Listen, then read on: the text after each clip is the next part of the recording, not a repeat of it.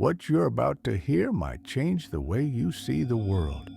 But before we begin, subscribe to Tony's Horror Stories so you're not alone when the darkness returns. Some stories start with a bang. Mine started with a stare. We all have neighbors we never talk to.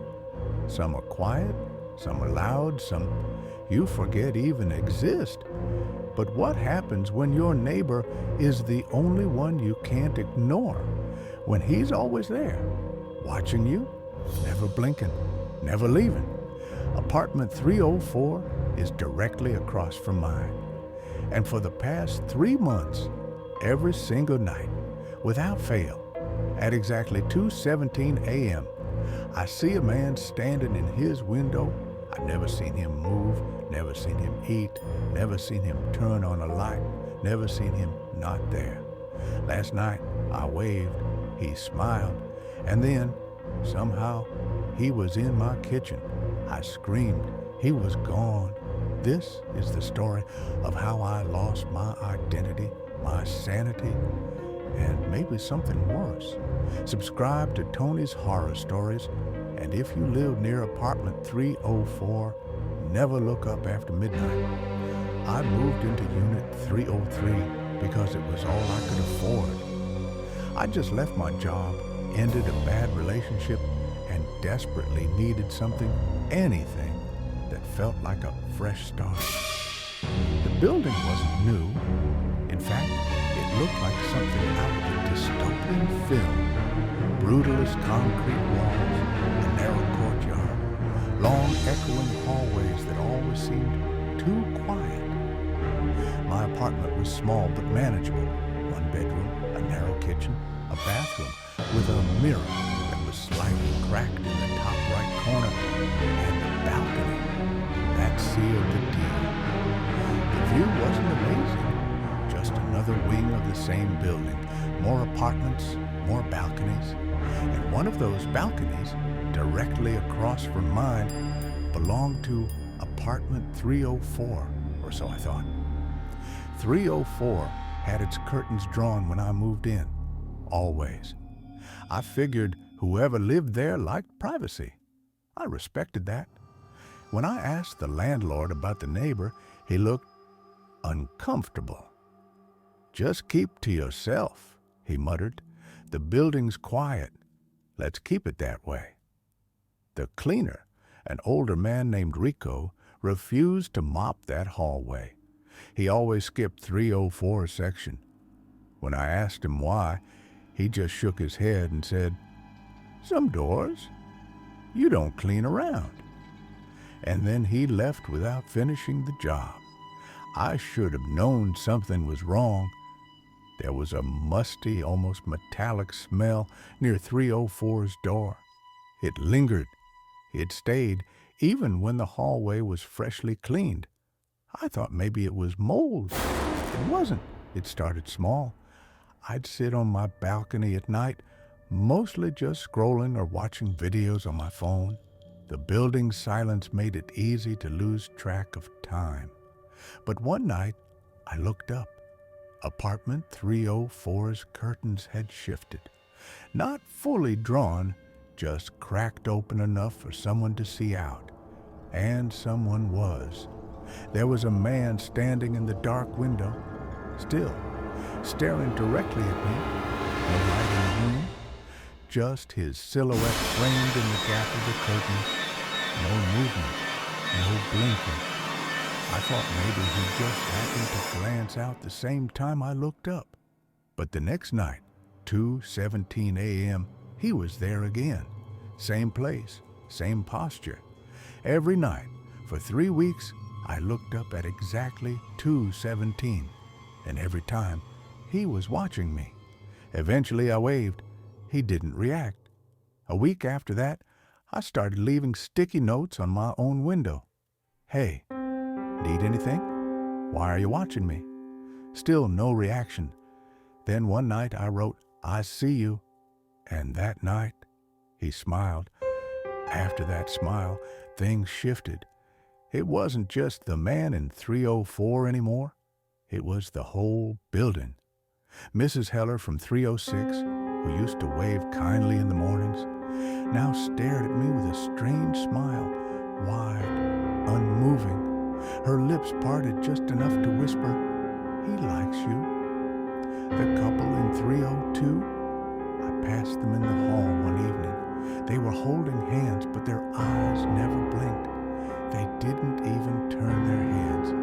They just stared at me until I turned the corner. I asked the landlord again. He refused to open his door. When I pressed my ear to the wood, I heard frantic whispering, my name, over and over. Even the kid in 307, Milo, he used to draw happy dinosaurs in chalk on the sidewalk. One day, he showed me a picture he made with red crayon. It was of me, sleeping in my bed, and standing beside the bed, the figure from 304. "He says he wants to come over," Milo said. "Who?" I asked, my throat dry. "The tall man with the inside-out face." I stopped sleeping.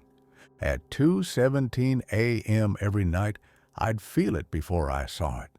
The electricity in the air, the way my ears popped like I'd changed altitudes. Then the lights would dim, my clock would blink, and the man would be there. I tried taking photos. The images were always corrupted. I tried filming. My phone would shut off. Once, it caught 10 seconds of video before crashing. In those 10 seconds, I saw myself in the background, smiling. But I wasn't smiling when I filmed it. And then there were the voices. They came through the walls, not loud, but constant. Whispering, whispering, whispering. I'd lean close and hear sentences I couldn't make out, except for one that repeated every night. "You looked. Now he sees." One night, I woke to the sound of screaming. It was me, screaming in my sleep. My phone recorded it on accident. There were other voices on the file, a second scream layered behind mine, not human, wet and hollow. I had to know. I couldn't take it anymore. I decided to break into 304. I waited until 2 a.m. My heart was racing. I brought a flashlight, gloves, a camera. The door wasn't locked. It opened with a soft creak. Inside, nothing. Not furniture, not dust, just space, cold air, and a chair facing the window. On the floor, Polaroid photos, dozens, all of me, sleeping, brushing my teeth, standing at my balcony. Some were moments I didn't remember happening. Some I hadn't lived yet. And then the door slammed shut behind me. I ran to open it. It was gone, gone. There was just a mirror where the door had been. A tall, full-length mirror, and in it, I saw the man, but it wasn't him. It was me. After that night, nothing felt real. I made it back to my apartment. I don't remember how, but I wasn't the same. My reflection would lag behind my movements. Sometimes it would grin before I did. My neighbors all began treating me differently, warmly, almost worshipfully. Mrs. Heller baked me a pie and said, "He's proud of you." Milo gave me a drawing that just said, "Welcome," in black marker. I tried to leave, packed a bag, booked a flight. At the airport, the TSA officer looked at my ID, then at me and said, "You're not going anywhere." Then he smiled. I backed away. Back home, 304 was open again. Inside, a second chair, facing the first, and in the mirror, the man, smiling. Only this time, I smiled back. I don't sleep anymore. I wait. At 2:17 a.m., I stand in the window. Sometimes I wave to the new tenant in 303. He's just moved in. Nice guy. Thinks I'm weird. I recognize the look in his eyes. Fear, confusion, curiosity. He left a note once. "Why do you watch me?" I didn't answer. I just smiled, because now I understand. This is how it spreads. One stare at a time, one smile, one moment of eye contact too long, and the rest is automatic, like the gears of an ancient machine turning again after decades of rest. He's next. If you're watching this and you live near a building that looks like mine, don't look at the windows across from you. Don't smile. Don't wave. And if it's 2:17 a.m. and someone's already smiling at you, it might already be too late. You made it to the end. That says something.